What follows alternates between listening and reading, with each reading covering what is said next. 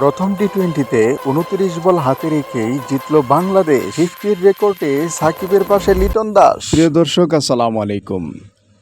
আজ বাংলাদেশ বনাম Netherland series match হয়েছে। সেখানে 14তম ওভারে বিক্রমজিৎ সিংকে টানা 2 ছক্কা মেরে বাংলাদেশকে 8 উইকেটের জয় এনে দিয়েছে সাইফ হাসান। হাঁটু গেড়ে ফ্লিক করে প্রথম ছক্কাটি মারার পরের বলটিকে সাইড স্কিনে আছড়ে ফেলেন সাইফ হাসান। সেই সাথে 39 বল হাতে রেখে জিতে 3 ম্যাচের সিরিজে এগিয়ে গেল বাংলাদেশ। এদিকে অধিনায়ক লিটন দাস 29 বল খেলে 54 রান করেন।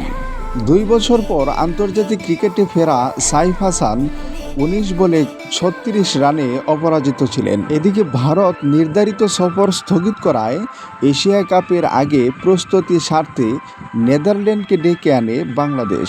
সেই প্রস্তুতির প্রথম পর্বে বড় জয়ই পেল বাংলাদেশ। একই মাঠে সিরিজের দ্বিতীয় ম্যাচ সোমবার।